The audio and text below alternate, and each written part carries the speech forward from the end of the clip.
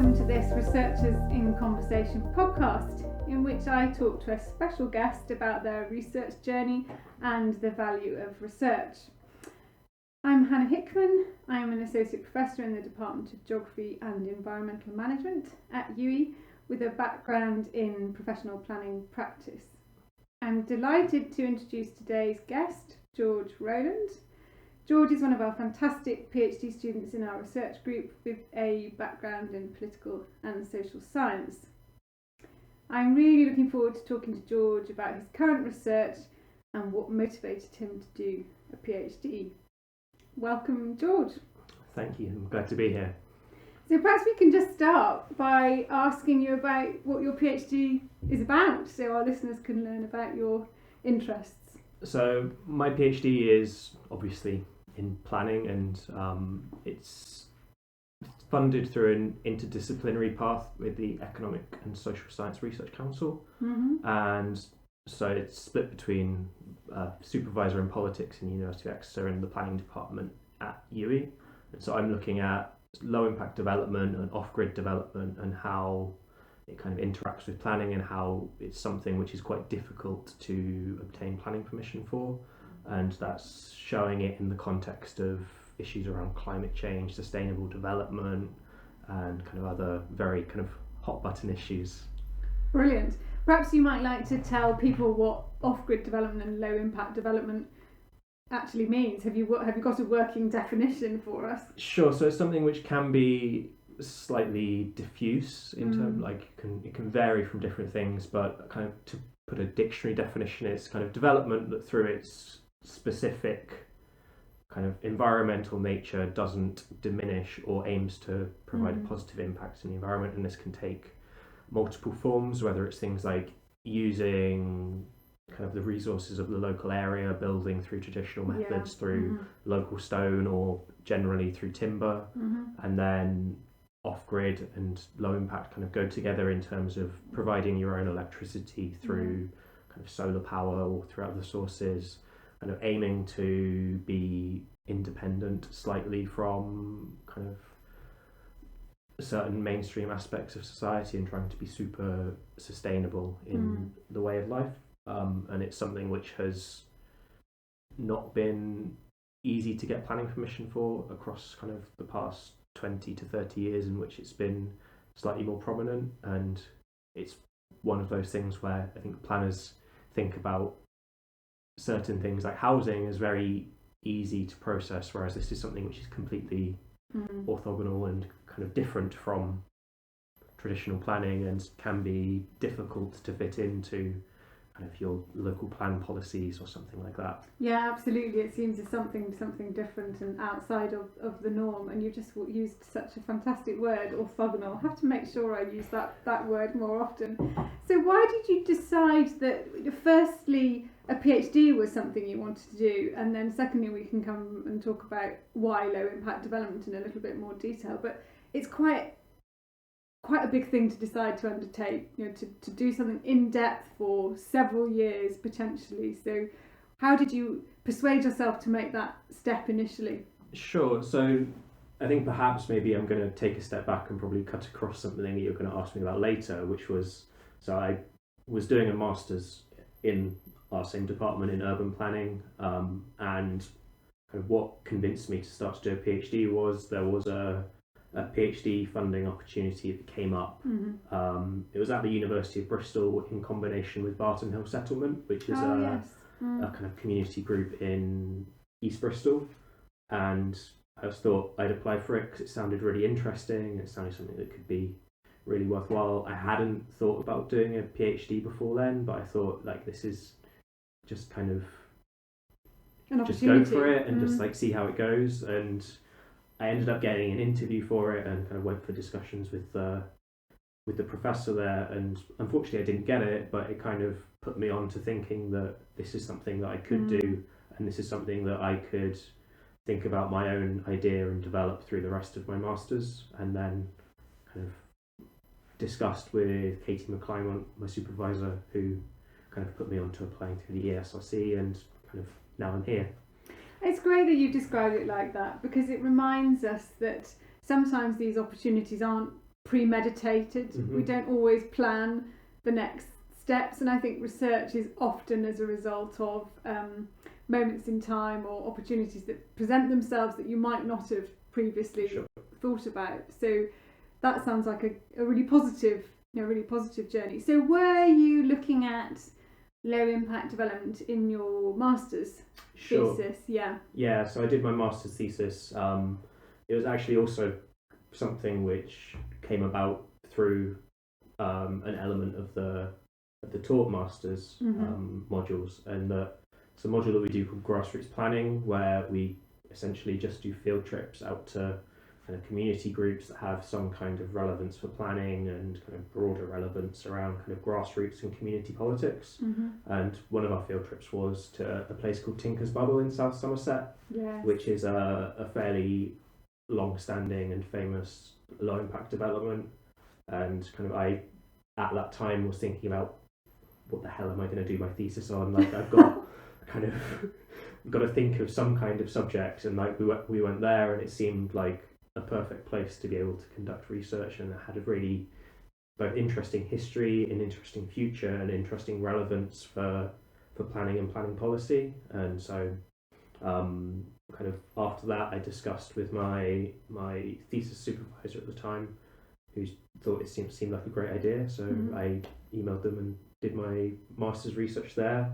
And personally, like, the idea for my PhD kind of rolled off of the research that I did there, because I found that lots of the things that I found interesting about low impact development and lots of questions that I had and how it relates to planning were kind of answered there, in the sense that they already had planning permission. They've been established there for quite a long time. They own their own land, and they have good relations now after being established with local villages in nearby settlements. So lots of questions kind of were simply answered by the fact that they were an established settlement, and that lots of other case studies in terms of low impact development have been kind of cut off at the application stage and cut off at kind of very early stages. And so that's where the interest for my PhD grew from.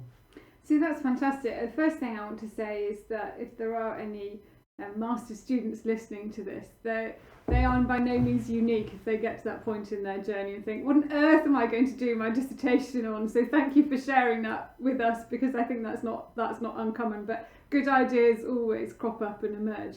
And the other thing is that research, one thing always leads to another. So you were able to look at Tinker's Bubble and reach some conclusions, but what that did was stimulate you into wanting to know more about other contexts and how it was unfolding elsewhere. So yes, just to say, one thing always leads to another, and it is not possible to answer all the questions definitively in one project ever. Absolutely. Like it kind of seems fairly common, just to the moment you think you've kind of grasped the core of what you're at, you just start thinking of other questions and other things that kind of have relevance to your subject. Absolutely. So maybe this is a good point to ask you, how's it going? Are you enjoying the process so far? Perhaps you could tell listeners how far you are into your PhD journey. So the PhD that I'm doing is slightly unusual in that I had as part of my funding, I did a research master's first, which is a condition from the ASRC in order to kind of do some teaching that teaches you research methods and all sorts of kind of things around epistemology and ontology as well. And so that added an extra year into the PhD. So at the moment I've completed the master's year, I've completed the first year of the PhD. I'm kind of, now it's January, I'm about 4 months into my second year. So what I'm doing at the moment is I'm doing my ethics application to go out on fieldwork. Fantastic. Starting from spring and summer. And then, hopefully fieldwork should be starting soon, and that should be kind of the fun part of it, going out to speak to people and kind of seeing all of the possibilities for the research as well. Absolutely. And it's fair to say that you haven't been embarking on this journey at the easiest time in relation to global events.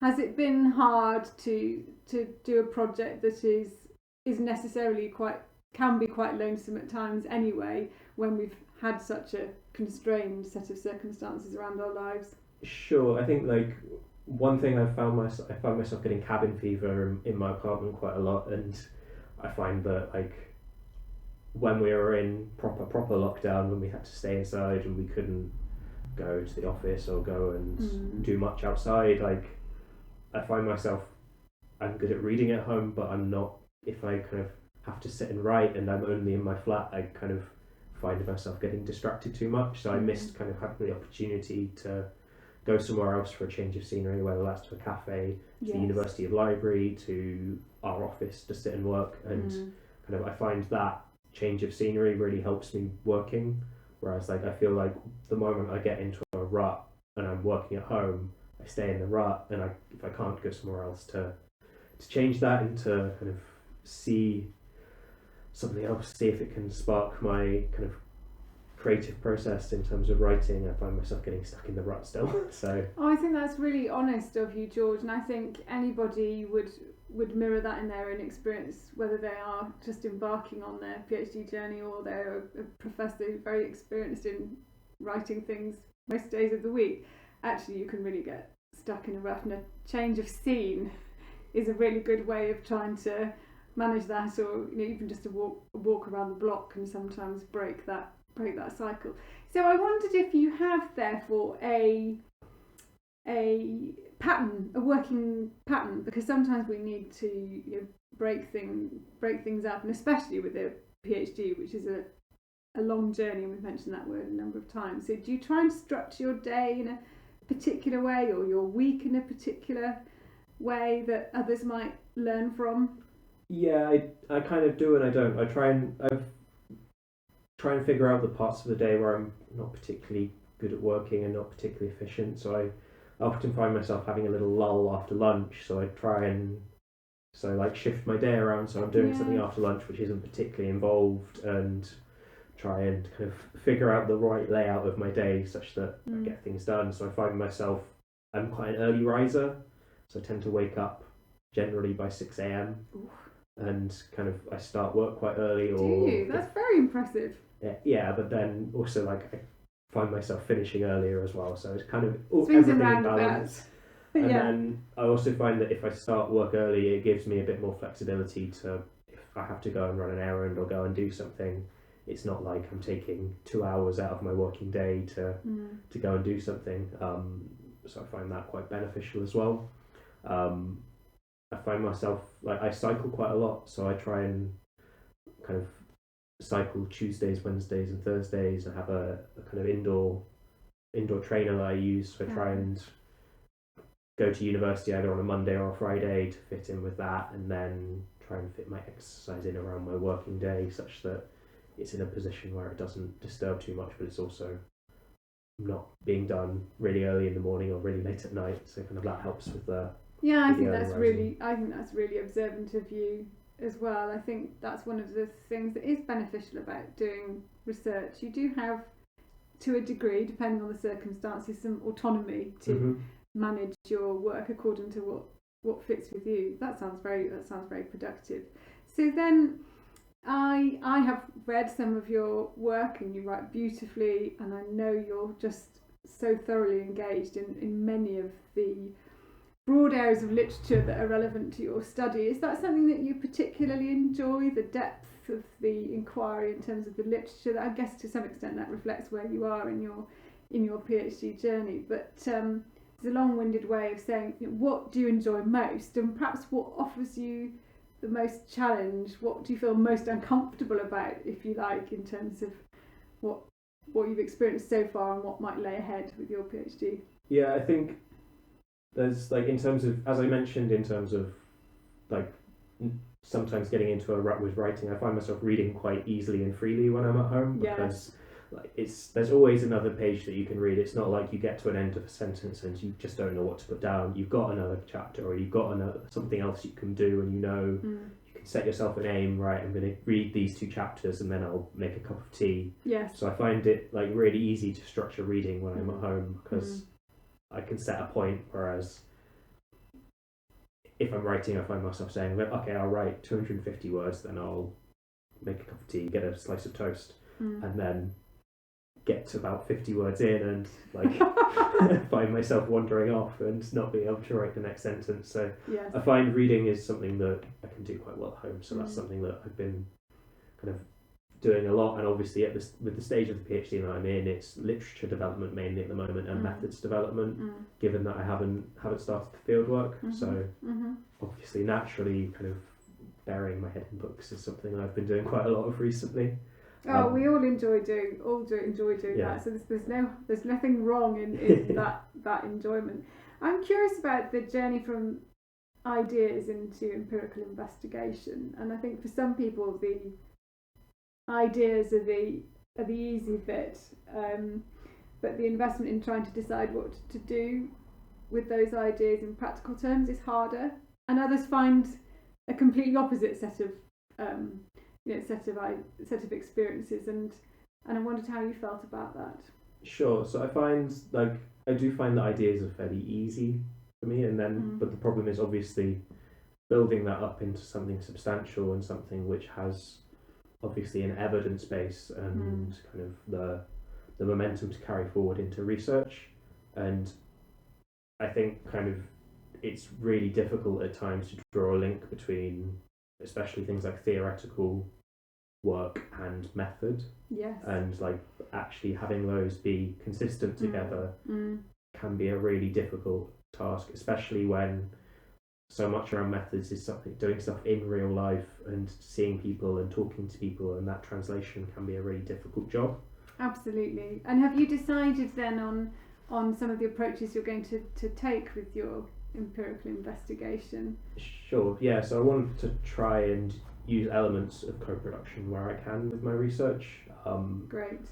Just because I think one of the major things that I've learned from the research that I've done is that in reality I don't know that much about this, and the people that actually do it know a great deal about it and a great deal more than I do, and they will have completely different experiences than what I can imagine. And that's kind of, I think, something that's crucial to try and integrate into any effective research, is to use the knowledge that the participants that I'm working with have and use that to influence and guide kind of where the research is going. So I've tried to, at the moment, to keep a very open research question and just look at why is it so difficult for these people to gain planning permission, and then have the research be guided by the participants and what the difficulties they faced. And then that will naturally lead to a development of the question and development of the research aims. And can I be really cheeky or provocative perhaps and say, do you have any sense yet of what the answer to that question is? Have you definitely want to be shaped by the experience of those that participate in the research, but have you already thought ahead and think, well, my hypothesis is this, but I'm going to see. Of course, I think that's natural in any research. Yeah, exactly. It wouldn't be honest to say that you didn't. Yeah. It always starts from a position of here's what I reckon. Doesn't it? And then you kind of work backwards from what you think into a broader investigation or a broader question. And I think part of the reason there's a difficulty for people with low impact development is because people who become planners don't have any knowledge of it, don't have any kind of consideration of what it is and what it could be and the people who do it, and therefore it kind of can seem completely at odds with some of the aims of planning around kind of things like countryside preservation, and it gets treated as if it's kind of a standard application when it's not, when it's completely kind of different in its aims and in the purpose behind what people are doing. I think that's really interesting, and it would be great to talk in however many months it is, George, when you've done your empirical research. So I guess now is the point to ask you, what you intuitively see as the value of what you are doing. Do you see it as sort of enhancement of knowledge, or which is perfectly legitimate, or is it because you want to affect practice change, or a bit of both, of course? I think it's always a difficult question. I think it's often like questions around impact of research are quite difficult and diffuse. Yeah, and absolutely. I think especially in social sciences and more theoretical work especially, you see impact and you think, okay, that's a really useful phrase when you're thinking about kind of the traditional sciences, in that I did some research into this cancer drug, it had this effect, which is quantifiable, and this is the statistical relevance that this cancer treatment had, and that's really easy to see what the impact is, whereas with social research you can't really do that. Maybe you get a policy change, maybe you get a nice kind of policy paper about it or something like that, but it could also just be a contribution to knowledge or something like that. And it's actually something which came up in the application process. So interesting. One of the questions in the interview was, what do you see as the impact of your work? And it was something that I anticipated in advance and didn't have an answer for. And so when I was kind of preparing for the interview with my supervisor, Katie McClymont, and one of our colleagues, Stephen Hall, what Stephen said to me, which is something which has kind of stuck with me about this, is that he's done some work with Swedish academics and applications for Swedish funding as a kind of external international examiner or kind of invigilator. And he says when they do it, they talk about social relevance rather than impact. And I think that's kind of the way I want to view my research as well, is that it may not have impact, in scare quotes, which obviously don't translate into a podcast very well, but there is some social relevance and this can have some influence. And obviously this is a PhD and it's a learning process as well, so it's about building into something else. I think that's so beautifully put, that phrase, social relevance. Yeah, I'm absolutely going to hold on to one. So thank you to our esteemed colleague Stephen for sharing that with you and now me. And of course, as you quite rightly say, impact is a diffuse concept and can occur in all sorts of different ways. But quantifying it can at times, especially with social research, be quite hard. But as you just alluded to, I'm curious to know whether you have a sense of where your PhD journey is leading you. Would you hope to stay in academia? Have you had thoughts about life beyond PhD? Maybe it's difficult to imagine that at this point in time. Yeah, as you said, it is rather difficult to think about it. I do enjoy academia. I've done a little bit of teaching and help with exams here and there. For which huge thanks. With colleagues in our department, and that's something that I've enjoyed quite a lot. I also have found that kind of thinking about how I'm going to present themes of my research into teaching really helps in refining how I think about my research as well, because it helps presenting it to an audience of it absolutely does kind of people who aren't kind of other academics, basically. So I think there's potential. It's very difficult to kind of see when I can't even see the end of my PhD. Yes, I totally appreciate that. It is in a sense a difficult question to answer at this point. But we haven't completely put you off the idea of an academic journey at this point. Not yet. So does that mean that I can ask you then, if you are enjoying this experience so far, and would you be encouraging other students, if they came to you, to ask you about what's it really like doing a PhD? Like, on the one hand, obviously it's something that I would encourage, but also like when people have asked me about it, I try and caveat with it, like, I've done my PhD during a pandemic. It's really hard to compare this to what it could be like, hopefully, when things have improved and got a little better. It's something I like to encourage people to have a think about when they ask about it. And I think, like, especially with our colleagues at UWE, it's always quite nice that lots of my fellow PhD students haven't had kind of the traditional roll into a PhD where you do your degree, you do your master's, and then you do your PhD. Yes, exactly. Like, quite a lot of my peers have kind of come from practice or come from various different backgrounds back into academia, and I think that's something that's kind of quite positive about kind of doing a PhD, is having that experience outside of academia to come back in. And is there good peer support amongst your network of fellow PhD students? Yeah, we kind of like to organise kind of semi-regular meetups, and we kind of see each other and talk about things.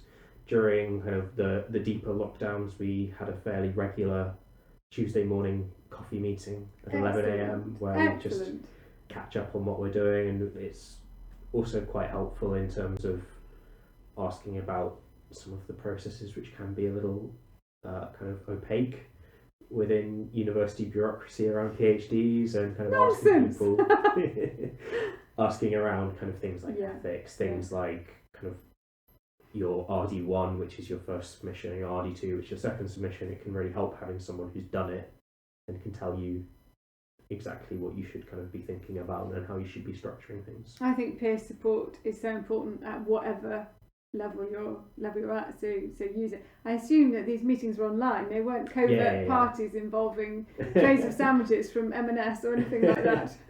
No, I don't think there's any ambush by cake at our we should probably say that we're recording this during a highly political moment in British politics, with the PM being under scrutiny for his behaviour during lockdown, which is what that's a reference to, in case someone unearths this in a couple of years' time and it makes no sense whatsoever.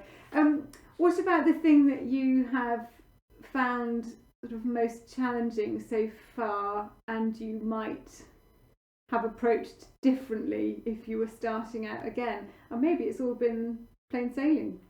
I wouldn't say it's been plain sailing. I'm not sure, like, it's hard for me to see what I would have approached differently. I think, it's something that's kind of stumped me there. I think I slightly struggled with the elements of the research masters, because personally I found it a little bit frustrating in that I've got my PhD idea, like I know what I want to do and I want to get on with doing that. Yeah. Whereas I had a year to kind of fit into kind of some other modules, do some kind of a thesis piece of research which was documentary research rather than kind of field work and co-production. So it felt like kind of... Which wasn't ultimately what you wanted to do yourself. No. So did that feel a little bit ticking like...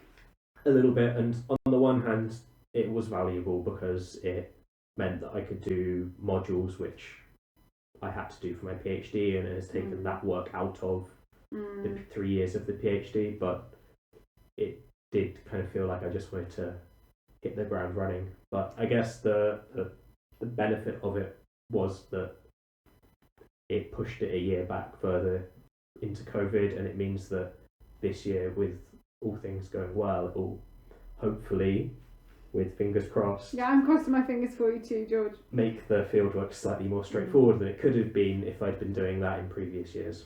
So actually that's a real positive then, right? Perhaps. Yeah. So I've now got a really strange question. I have discovered that you have a love of basketball. Yeah. Are there any analogies you can draw from the world of basketball to your research experience? That's tough. Aim higher. Yeah, something like, really banal. Other than saying a complete platitude. I think one thing that I did while I was at university was some basketball coaching, and I think to a certain extent there's elements around that where you can think about theory and practice, where you can teach someone to do something in a certain situation or in a kind of a drill or a practice session, and then try and build that up into something used practically in a game. And I think that's kind of maybe some kind of analogy in there that I'm perhaps probably too clumsy to draw into a succinct sentence. Oh, I'm impressed with that. No, I think that's a really, really good observation. And do you still play now? Not really anymore. I kind of found that kind of prior to beginning the masters and now the PhD, it was quite difficult to fit in with work and kind of having a easy bedtime, because like the club I played for, we'd go and play matches in like Swindon on weekday evenings and things like that. Yeah. So yes. So now you'll stick with the cycling. Yeah, it's just something that kind of means I can get out and explore the countryside a little bit, and I can do it at my own pace and my own leisure. Oh, I'm all for that. George, this has been a fantastically interesting conversation. Thank you so much for your time. I'm going to finish by asking you some quickfire questions. Sure. So the first is on your favourite piece of literature. It might be planning or PhD related, or it might be something completely different. Do you have favourite? Yeah, favourites? I was thinking about this, and it feel a bit like it's a Desert Island Disc question. Oh, I yeah. get my one book. Yeah, we love those. So I always quite like science fiction writing and kind of magical realism and things like that. So I've always quite enjoyed China Miéville, who's a kind of science fiction writer, and I've always enjoyed his books. So my favourite book of his is called The City in the City, and it's a police procedural, and it's kind of a slightly complicated context, which if I try to explain it, A, I do a very bad job, and B, if anyone out there hasn't read it, I recommend you do. It would kind of slightly spoil the book, but it kind of has some really, really nice themes in it, which can be relevant to academia as well. I'm intrigued because I haven't read it, so I'm now going to be feverishly looking out to see what this is. And you've read a lot of these, have you? Yeah, well, I've read a fair few of his books, and I think it's fairly common for kind of people interested in kind of politics to have kind of follow novels and kind of fiction that can implement kind of political aims and political themes. And so like people like Ursula Le Guin as well is one of my favourite authors. So I think that's a fairly common thing for academics especially to be interested in. Oh, good for you. Good thoughts. So what would your advice be to anybody embarking on a PhD now? Would you have one thing that stands out? Maybe it's that 250 words and then a piece of toast. Yeah. I think one thing I found quite valuable is having some kind of hobby which you can get immediate satisfaction from, because while a PhD there are landmarks and you can break it down into chunks, it's a long journey and sometimes it's very difficult to see the end of it. So like I do maintenance on my bicycle quite often. It's something I find quite satisfying because I can do something and get it done within an hour or so, and I've done it and it's there, it's finished, and I can ride my bike and I can see the fruits of doing the work. And sometimes in a PhD it's very difficult to see the payoff of putting the work in, and having something that you can do parallel to doing a PhD where you can get some of that kind of satisfaction is quite helpful. I think that's brilliant advice. Absolutely, have something else that can take your mind off it or away from it to balance it. And my final question is, what plans have you got when we're really freely allowed to move around again? Are you desiring to travel off anywhere exotic, or are you going to apply your kind of aforementioned environmental credentials and not be whizzing around the globe? So obviously fieldwork will involve some whizzing around the southwest of England. Yes, that's allowed. So I'm going to try and aim to cycle to as many of the fieldwork sites as I can, and try and take public transport rather than driving, partially because the people that I'm visiting are putting lots of effort into being environmental, so I feel I should try and do the same as well. That's very respectful, quite right, yeah. And one other thing I'd like to do is, through the PhD, I can do an overseas visit. So I'd like to do that. I'm aiming to do it in northern Italy, as that's where my partner's from, and so I can spend time together in Italy. Oh, that sounds like a really, really good aspiration. George, thank you very much. Is there anything else you would like to share that you'd hope to do so as part of this conversation? No, nothing particularly pressing. Thank you for having me. It's been really, really nice to have a chat. Great. Fantastic. And we look forward to seeing how your PhD journey continues to unfold, and perhaps we'll talk again. Let's not put a time frame on it, otherwise that sounds like too much pressure. Absolutely. Great. Thank you.